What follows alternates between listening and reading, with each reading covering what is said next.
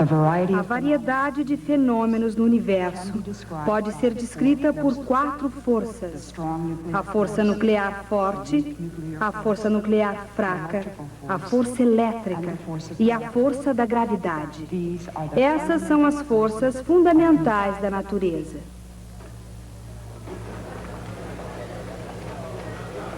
Até agora, temos nos ocupado de uma espécie de enigma filosófico. A peça central de tudo isso que temos feito tem sido a segunda lei de Newton. A lei segundo a qual uma aceleração é produzida por uma força que age sobre uma massa. Mas além da equação propriamente dita, não temos nenhuma ideia do que significa essa força, como também não temos ideia do que seja massa. Suponhamos que eu diga que acabei de fazer uma grande descoberta científica. Eu descobri que galharufas é igual a pitibiribas vezes a distância. Parece que você não ficou muito impressionado. O motivo é que eu não lhe expliquei o que é galharufa, nem o que é pitibiriba. O mesmo vale em relação à segunda lei de Newton. A menos que se saiba o que são força e massa, essa segunda lei não quer dizer muita coisa. Mas, sem dúvida, fizemos algum progresso. Calculamos órbitas de projéteis e descobrimos que todos os corpos caem com a mesma aceleração. Isso é algo concreto e sólido. Não um filosófico jogo de palavras sobre galharufas e pitibiribas. Como fizemos isso? Nós simplesmente fizemos. Introduzimos uma outra ideia teórica, a lei da gravidade. A lei da gravidade é uma descrição explicitamente clara e independente de um tipo de força. Todo o sucesso por nós obtido não foi consequência apenas da segunda lei, mas da introdução da lei da gravidade na segunda lei. Isso nos leva a uma pergunta óbvia. Quais são as outras forças? Quais as forças fundamentais da natureza? Essa é a questão que vamos discutir hoje. Instituto Tecnológico da Califórnia, Caltech, em Pasadena.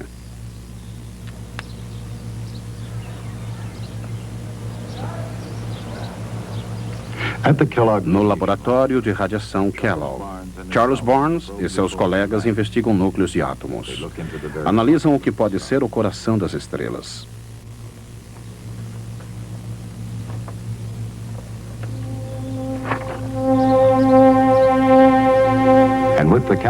E com os aceleradores de Caltech observam as forças fundamentais da natureza. A ciência e a tecnologia avançam em saltos quânticos, mas mesmo na área espacial, as equações de Isaac Newton não são esquecidas. Aqui, por exemplo, a equação força igual massa vezes aceleração funciona muito bem. De fato, F igual ma é o princípio em que se baseia esse acelerador. Uma máquina com a qual o pai da mecânica clássica provavelmente jamais sonhou. E aqueles que levam adiante a exploração de Newton descobrem outro princípio da natureza. Toda e qualquer partícula de matéria, tudo, desde o limite exterior da mais distante galáxia até o núcleo de um átomo, está sujeito a 4 forças fundamentais.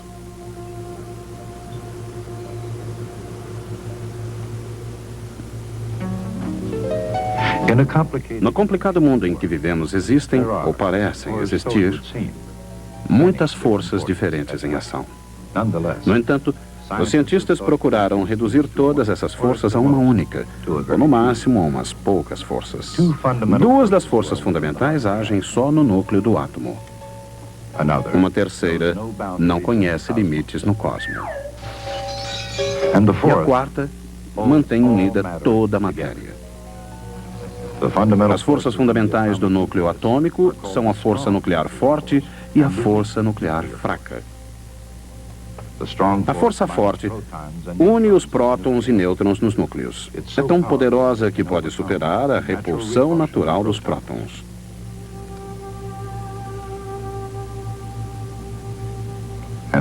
E sua energia pode ser liberada em reações nucleares.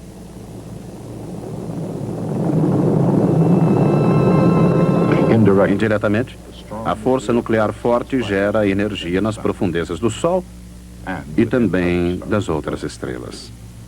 Mas, embora assim poderosa, o seu alcance não ultrapassa 1/milionésimo da milionésima parte de 1 centímetro. A força fraca, a outra força fundamental, no interior do núcleo atômico, provoca efeitos que não poderiam absolutamente ser considerados fracos.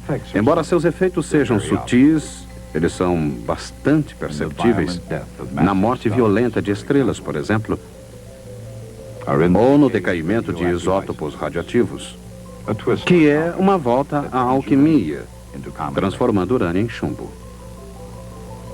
Cada vez mais, os cientistas estão descobrindo de que maneira as forças nucleares unem o passado, o presente e o futuro do universo. Embora já se saiba muita coisa sobre a força nuclear forte e a força nuclear fraca, elas permanecem de certa forma misteriosas. Escondidas do nosso dia a dia dentro do núcleo atômico, elas permanecem como um dos mais profundos segredos da natureza. As duas outras forças fundamentais, igualmente extraordinárias e inacreditavelmente poderosas, parecem menos clandestinas na natureza. Elas podem ser observadas mais de perto. A força fundamental mais familiar é a gravidade. Até mesmo numa cozinha, a força da gravidade acelera uma massa. Ela é mais antiga do que a galinha e o ovo. Mas antes da lei de Newton, ninguém sabia muita coisa sobre a gravidade. Sabiam, por exemplo, que fazia com que as coisas caíssem. Mas não sabiam que a gravidade também fazia a Lua cair, nem que a gravidade, antes de mais nada, é uma força fundamental do universo. Uma força fundamental e uma força atrativa. Como uma força de atração, a gravidade pode ser descrita em termos populares. A gravidade não apenas está presente em toda a extensão do universo, como exerce considerável influência sobre tudo que está sob a Lua. Mais ainda, a gravidade está relacionada a tudo e a todos. De alguma maneira, a gravidade atinge e dá as mãos a tudo no universo.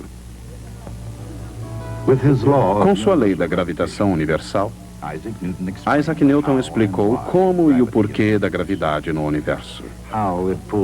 Como ela atrai os objetos para a Terra e, ao mesmo tempo, por que alguns objetos como a Lua permanecem no céu. Ele explicou a gravidade em termos de força. Embora a força seja medida por uma unidade chamada Newton, uma homenagem bem merecida, outro inglês também merece créditos por empurrar a ciência para mais perto da Lua. Seu nome é Henry Cavendish. Ele indiretamente pesou a Terra e também isolou um gás hoje conhecido como hidrogênio. Cavendish era tão retraído quanto brilhante. A maior parte da sua obra só foi publicada quase um século após a sua morte. Mas no seu jeito tranquilo, ele pesou a Terra em 1798. Para obter o peso da Terra, ele mediu a constante G da lei da gravitação universal de Newton. Força é igual a massa vezes a aceleração, expressa em quilogramas vezes metro por segundo ao quadrado, ou newtons. A partir da aceleração de um corpo em queda e da lei da gravidade de Newton, Cavendish já sabia a massa da Terra vezes G. Para isolar a massa da gravidade, ele precisava medir o valor de G. Isso podia ser feito determinando-se a força entre duas massas conhecidas, separadas por uma distância conhecida. Era preciso fazer isso com muito cuidado, pois a força gravitacional entre massas de tamanho familiar é muito pequena. Uma barra suspensa por uma corda de fibra sustenta uma massa em cada extremidade. Duas massas maiores são aproximadas. A força gravitacional entre essas massas faz com que a barra mude de direção. Medindo o valor desse deslocamento e conhecendo a rigidez, a torção da fibra, ele pode calcular a força de atração. Deslocando as massas, a barra gira na direção oposta. Isso é para corrigir assimetrias na experiência. Com essa delicada experiência e com muito cuidado, Cavendish mediu a constante gravitacional e assim, diretamente, pesou a Terra. Pesar a Terra foi um feito notável, mas não exatamente surpreendente.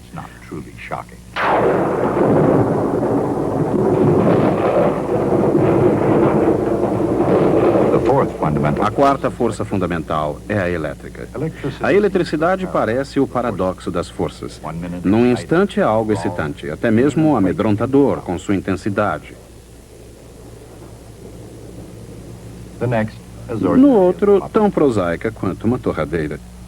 Às claras, a eletricidade é tão comum quanto o pão branco.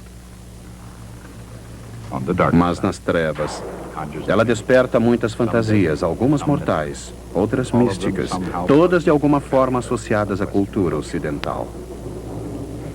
Nenhuma imagem atinge mais um americano do que esse habitante de Filadélfia produzindo energia com uma pipa. Considerando-se seus efeitos inigualáveis, redator e escritor, inventor, político, agente postal e estadista, filósofo, a argúcia e a sabedoria de sua época, por que será que essa sua imagem é a mais popular até os nossos dias? Porque Benjamin Franklin foi o primeiro e mais destacado cientista da jovem América.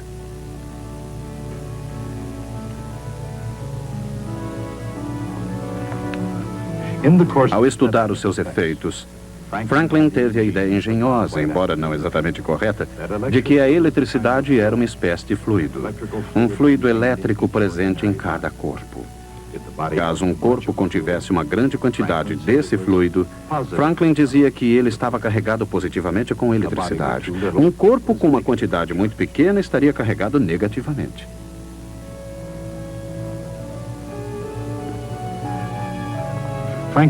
Os termos de Franklin, carga positiva e carga negativa, permanecem vivos no vocabulário da eletricidade.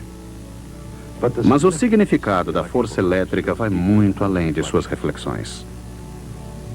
Em seu nível mais fundamental, a eletricidade é a força entre as cargas positivas e negativas. Ela une tudo que existe no universo, desde a sopa às castanhas, a pia da cozinha, inclusive. Com isso, inclui os seres humanos. Por que então não temos consciência das cargas em nossos corpos? Por que o pão não eletrocuta a torradeira? E cada vez que as pessoas se apertam as mãos, por que não se fritam umas às outras como batatas? Porque tudo possui quantidades iguais de carga positiva e negativa, gerando uma mistura perfeitamente equilibrada. Assim, como toda matéria neutra, consistindo de cargas positivas e negativas eletricamente equilibradas, toda matéria é composta de átomos. O núcleo do átomo é formado pelos prótons carregados positivamente e ilustrados na cor vermelha, e nêutrons na cor branca, que não possuem carga nenhuma. Carregados negativamente, os elétrons, representados em verde, orbitam em torno do núcleo.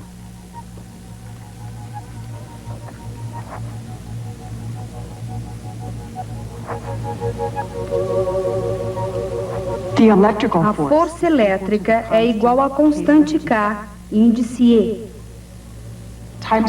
vezes o produto das cargas dividido pelo quadrado da distância entre elas.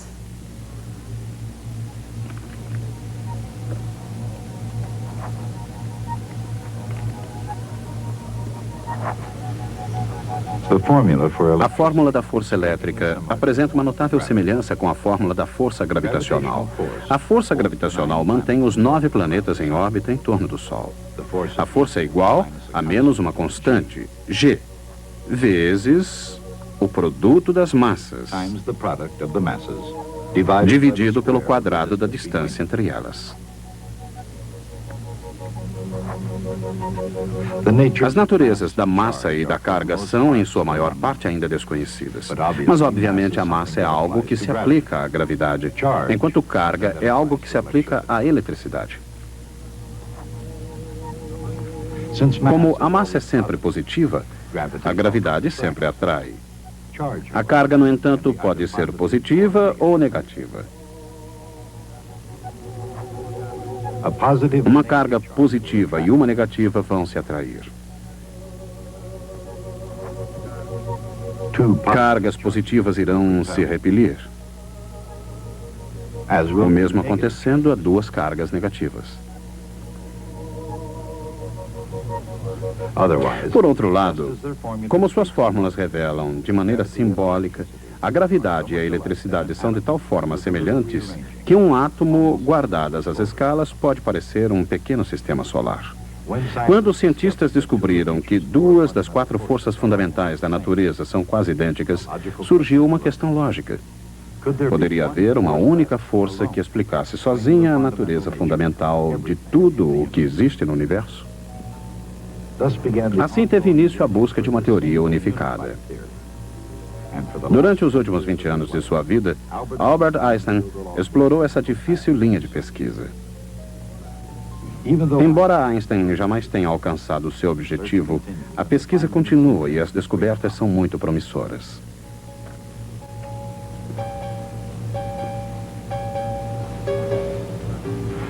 Encontrados nos escombros de colisões nucleares, esses fragmentos sugerem uma conexão profunda e subjacente entre a força elétrica e a força nuclear fraca. Fora do âmbito da pesquisa científica, no entanto, o mundo do senso comum continua sendo governado pela gravidade e pela eletricidade. Gravidade é a força que faz com que alguns objetos caiam e mantém outros girando. A gravidade mantém a Lua girando na órbita da Terra e os planetas em torno do Sol, em vez de ficarem vagando pelo espaço. A eletricidade, assim como a gravidade mantém os planetas em seu curso, a eletricidade mantém os átomos e moléculas de líquidos e sólidos que formam tudo, desde os mais complexos organismos ao simples sal de cozinha.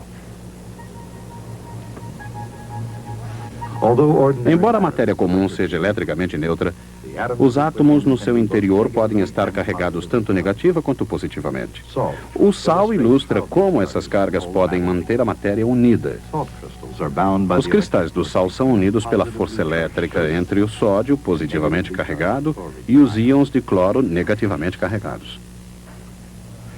A eletricidade, nas mais diversas formas, é uma força fundamental que constantemente se faz notar.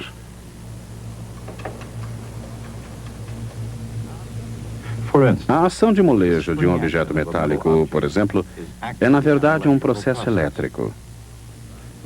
Íons metálicos positivamente carregados são mantidos unidos por elétrons que são negativos. Quando o metal é esticado, os íons se separam, mas os elétrons os obrigam a se unirem novamente. Outra forma de força elétrica é a fricção. Quando dois objetos entram em contato, suas cargas positiva e negativa interagem e suas superfícies são, pelo menos temporariamente, unidas. Uma terceira forma da força elétrica é a viscosidade, que determina a velocidade com que um fluido flui. Por exemplo, cada recipiente contém um fluido com uma viscosidade diferente. Quanto mais viscoso o fluido, mais lentamente os objetos o atravessam. Assim, tanto no molejo de uma mola de metal como no atrito entre dois objetos, a viscosidade é resultado das cargas elétricas dos seus átomos. Aqui, quando os objetos vão descendo, moléculas do líquido fluem ao seu redor sob a influência da força elétrica entre elas. 3 séculos depois que o gênio de Isaac Newton produziu F igual a ma, o professor Barnes e seus colegas utilizaram a força elétrica para acelerar uma massa. O acelerador da Caltech recria eventos que ocorrem no interior do Sol, colidindo núcleos a altas velocidades para provocar uma reação. Um íon negativo é um átomo com um elétron extra. Quando injetado no acelerador, ele é atraído pelo terminal de alta voltagem positivamente carregado. É uma atração poderosa. Ela se deve à força elétrica. Força entre o íon negativo e a carga positiva do terminal de alta voltagem. No interior da câmara, há um tubo através do qual o íon deverá passar. A meio caminho do tubo está o terminal de alta voltagem, com uma grande carga positiva. Enquanto isso, no início do tubo, um átomo de carbono recebe uma carga negativa. No mesmo ponto, outra carga negativa impulsiona o íon em seu curso.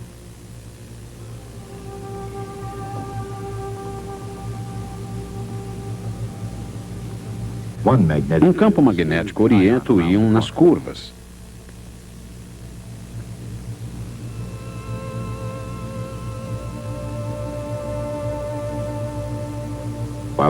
Enquanto o outro o mantém no centro do tubo.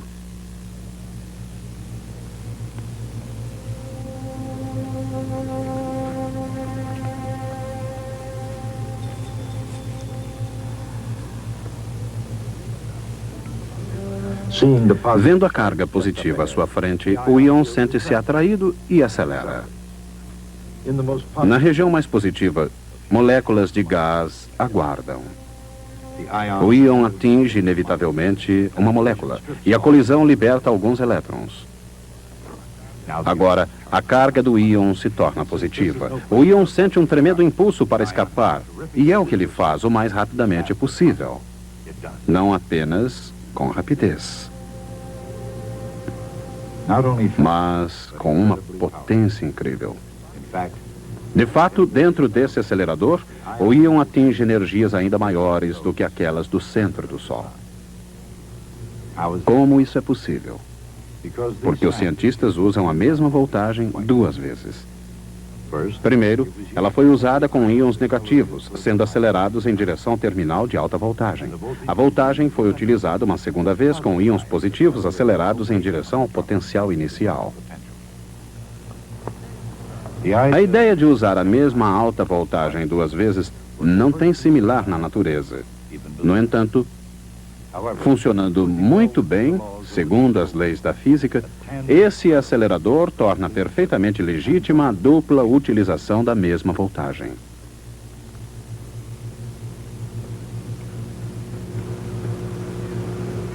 Esse acelerador tornou-se um instrumento padrão da física experimental. Essa experiência, por exemplo, é uma tentativa de se descobrir com que rapidez os núcleos de carbono se fundem com os núcleos de hélio, produzindo o oxigênio. Os íons de carbono são impulsionados em direção ao hélio. Essa reação nuclear determina as quantidades relativas de carbono e oxigênio, um passo crucial na evolução das estrelas. Com esses passos, os físicos simulam não apenas as estrelas, mas obtêm um maior conhecimento do universo como um todo. Sucesso? Sim, no sentido relativo, de um passo de cada vez que caracteriza a física experimental. É o próximo passo em direção às estrelas, e certamente não o último. Os cientistas continuarão investigando os segredos das estrelas e eles descobrirão os mistérios do cosmos, porque sabem o que Isaac Newton foi o primeiro a compreender. As forças fundamentais da natureza são as mesmas para toda a matéria do universo.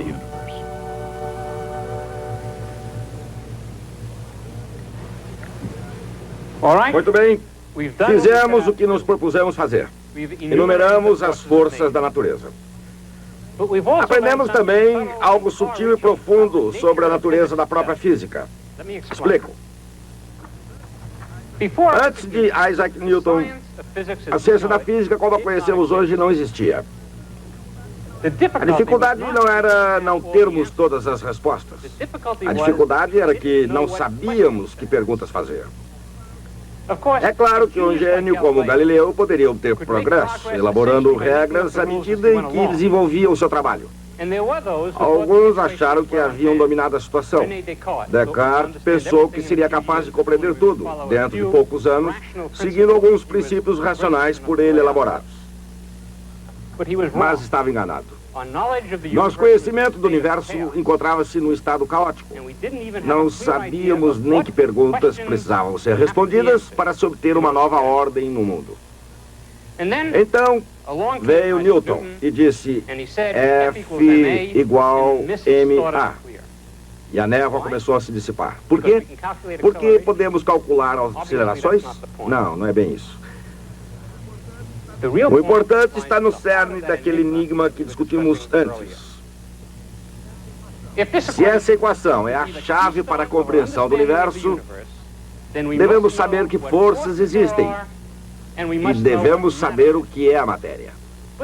Ordenando as perguntas, as questões são: quais as forças fundamentais da natureza?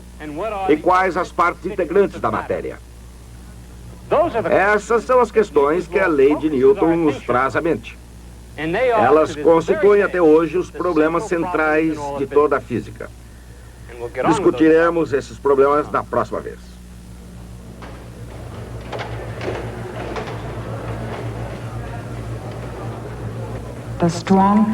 A força forte e a força fraca existem no núcleo do átomo, espantosas e misteriosas. As outras duas são melhor conhecidas e aparentemente mais disseminadoras. Gravidade, a mais importante força entre objetos muito distantes um do outro. Átomos e moléculas de todos os corpos estão unidos pela força elétrica. A força fraca, a força forte, a gravidade e a eletricidade. Essas são as forças fundamentais da natureza.